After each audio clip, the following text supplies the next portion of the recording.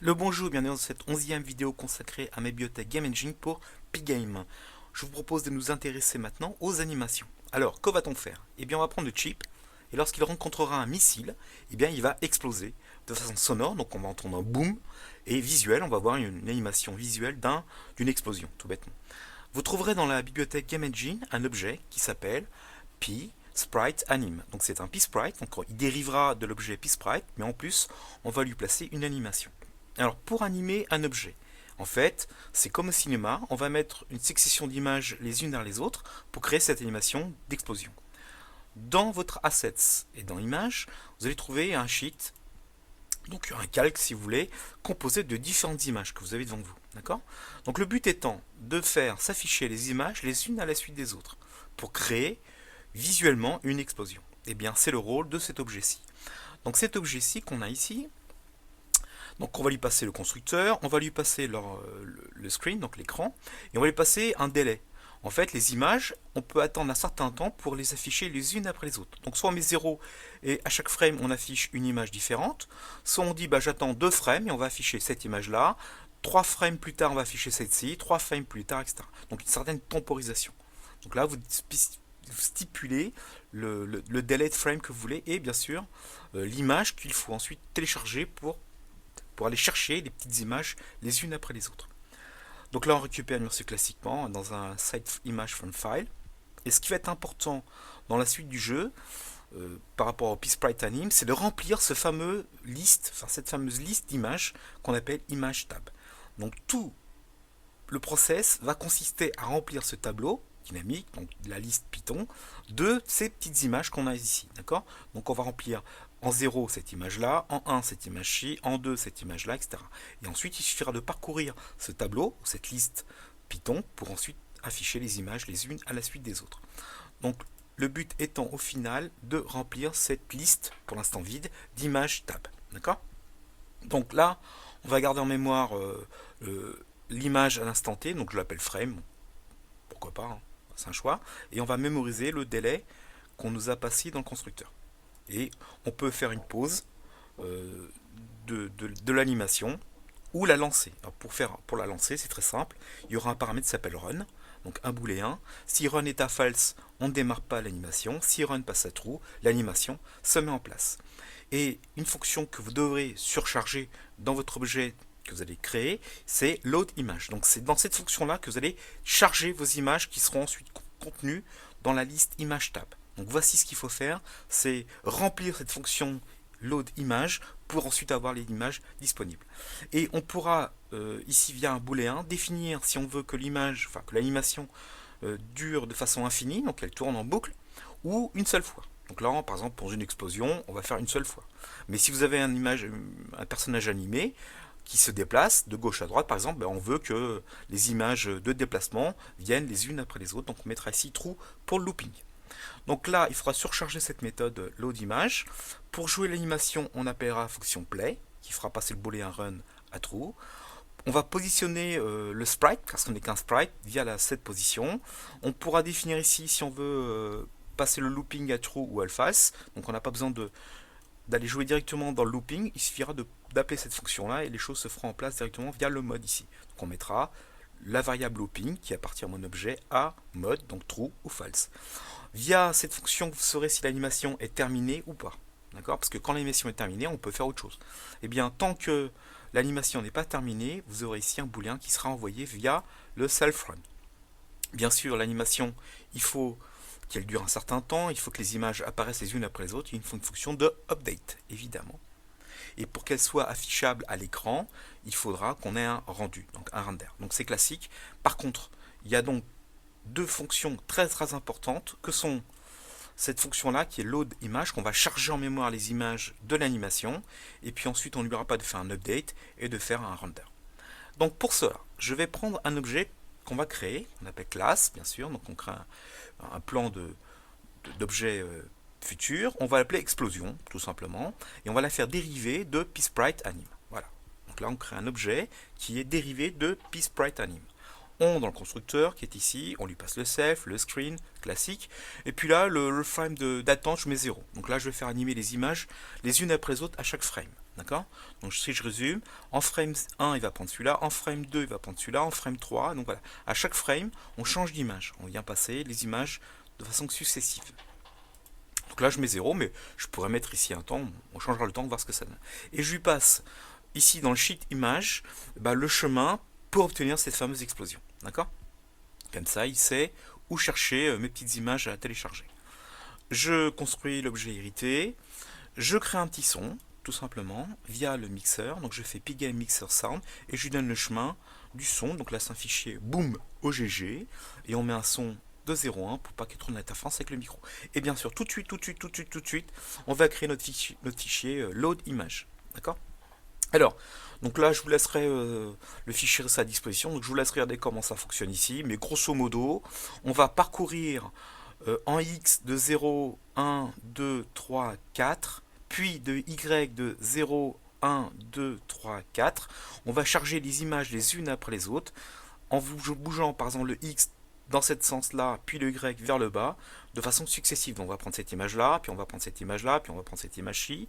Ensuite, on incrémente le Y. Voilà, on passe ici, le X revient à 0, on repasse ici, etc. Donc vous avez compris, on va prendre les images les unes après les autres pour terminer sur cette animation-là. Et au démarrage, on démarre avec la première image, donc c'est-à-dire celle-ci. Donc voilà ce que fait cette fonction load image. Et vous n'avez rien d'autre à faire. D'accord? Car le update et le render, on peut appeler l'objet hérité. Donc on a créé notre animation en chargeant les images, ici. Donc là je vous laisse regarder comment ça marche ici. Et ces images, cette animation, il faut l'utiliser. Donc dans mon objet chip, qui est ici, il a à l'intérieur un objet que j'ai appelé explosion avec un petit e, qui vaut explosion, et je lui passe le screen. Donc là j'ai un objet explosion à ma disposition. D'accord? Donc cet objet explosion, il a à la fois du son et toutes les images en mémoire pour pouvoir jouer cette animation. Alors comment va-t-on l'utiliser? On continue dans l'update, par exemple, dans la fonction update, donc je mets à jour mon chip, mais je peux aussi mettre maintenant à jour mon explosion, car l'explosion possède de façon héritée une fonction update. Donc qu'est-ce que je vais faire? Je vais faire self explosion update, tout simplement. Et si l'explosion est terminée, donc là actuellement votre chip a été touché, donc il est en phase d'explosion, et quand le chip aura fini d'être en phase d'explosion, il va passer en mode state on pour continuer le jeu, évidemment, s'il vous reste des vies. Donc ici, si l'explosion is running n'est pas finie, donc false, eh bien, lorsque l'explosion est terminée, eh bien, on passera l'état du chip à on. D'accord? Mais seulement si l'explosion, l'animation est terminée, ici via le running. Pour le rendu, c'est très simple. Explosion, de fait qu'il est hérité d'une fonction qui lui elle-même possède un render, on peut appeler sa fonction render héritée. Comment? Eh bien, si le chip est touché, s'il est touché, c'est qu'il est en phase d'explosion. Donc s'il est en phase d'explosion, je vais appeler simplement explosion render. Je ne ferai pas le render de mon split ici, car je suis en state on s'il était vivant, mais là il est touché, donc il est en train d'exploser. Donc au lieu d'afficher ici mon chip, je vais afficher ici l'animation d'explosion, tout simplement, en faisant self explosion render. Donc j'appelle la fonction render qui est contenue dans mon objet hérité, donc de mon objet explosion. Autre chose ici, quand il est touché, d'accord, quand le missile va toucher le chip, on va passer en état touched. Donc il va faire touched ici. Touched va mettre à jour son état qui était en on, il va passer en touched. On arrête le chip et on commence à faire une fonction explose. Et qu'elle fait? C'est explose, il vient ici. Il positionne l'explosion à l'endroit où le chip est actuellement via rectx, recty, bon là un tuple, donc là je vous passe, c'est évident. On joue l'animation en faisant explosion.play et on joue le son d'explosion. C'est très facile. Donc on résume, on crée un objet de type animation, donc je pense qu'il est tout là-haut, voilà ici. Cet objet là va hériter de SPI, Sprite Anim, qui se trouve dans la bibliothèque Game Engine. Ce qui va compter principalement, c'est de définir ici le fichier qui contient ces petites images à télécharger. On peut lui mettre un petit son si vous voulez, et surtout, il faut précharger cette fonction, car si vous ne préchargez pas cette fonction, il ne saura pas où charger les images dans l'image tab qui est ici. D'accord? Donc on a stipulé dans cette fonction-là le chargement d'images. Donc cette image qui est ici, on va parcourir les images en X de 0, 1, 2, 3, 4, puis de Y de 0, 1, 2, 3, 4. On va suivre X dans ce sens-là, Y dans ce sens-ci. Et on va mettre en mémoire dans une liste image tab, toutes les images les unes après les autres. Pour jouer cette animation, on fera play. Pour l'arrêter, on peut faire pause. Et on peut savoir si l'animation est terminée ou non via le running. Ensuite, dans mon chip, je vais créer mon animation ici. Donc je l'appelle, l'objet s'appelle explosion, on pourrait l'appeler le chip explose. De type explosion, bien sûr, on lui passe le screen pour pouvoir après dessiner dessus. On va dans la fonction update mettre à jour notre animation ici. Donc explosion, update. Et lorsque l'animation sera terminée, en sachant que le xRunning est à true ou false, en fait xRunning, est-ce qu'il tourne encore? C'est ça que ça veut dire. Bah, s'il tourne plus, c'est qu'il est à false. Et bien de fait, on passera le stat du chip à stat on pour la prochaine fois. Dans le rendu, eh bien, il faut rendre à l'écran sur la fenêtre l'explosion, eh bien se faire via la fonction render. Donc si le chip est à on, eh bien j'affiche mon chip, no problème. Mais si je suis maintenant touché, c'est que je suis en explosion, et bien là je vais non pas rendre mon chip à l'écran, mais rendre l'explosion. Donc ce que je fais, j'appelle la fonction qui a été obtenue par héritage, render. Et lorsque vous allez avoir un touche, lorsque le missile va toucher le chip, on va passer ici dans une fonction qui s'appelle touchEd. On fait quoi? On passe le state du missile, du chip à touchEd. On arrête le chip, ça sert à rien qu'il bouge, hein, il est en train d'exploser. Et on appelle la fonction expose qui va elle-même positionner mon animation à l'endroit de mon chip. On joue l'animation en faisant play. Voilà, les images vont apparaître les unes derrière les autres et on joue le petit son qui va bien. D'accord? Donc dans ma fonction game, alors ça c'est tout en bas, comment ça se gère ça? Bah, ça se gère comme ceci. On va regarder le update. Alors le update est ici, vous voyez, j'ai une fonction qui s'appelle check collision. Et bien dans cette check collision, qui est une fonction générique, hein, elle va être appelée une seule fois, mais elle-même va appeler d'autres fonctions, j'écris une fonction qui s'appelle self, donc qui appartient à l'objet, check collision missile chip. C'est clair, on teste la collision entre le missile et le chip, qui est en bas ici. Donc qu'est-ce qu'on fait? Eh bien, vous n'oubliez pas que les missiles appartiennent aux eagles. Donc c'est très très important, le missile appartient à l'eagle. Donc je vais parcourir dans une boucle for Python, je vais obtenir ici un eagle, en parcourant tous les eagles.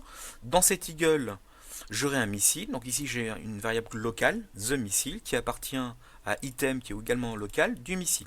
Donc là, je viens de récupérer le missile du fameux item qui est lui-même un eagle. Et je regarde s'il y a collision de rectangle. Comment? Eh bien, en faisant if le chip que j'ai moi, est-ce qu'il est en collision avec le missile? Donc je lui passe le target si vous voulez. Et bien sûr, il faut que le chip soit à l'état on.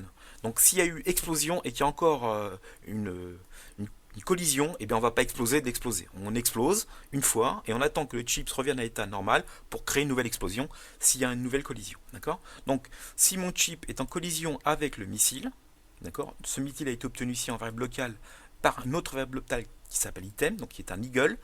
Le missile appartient à l'item qui est au-dessus, donc le missile.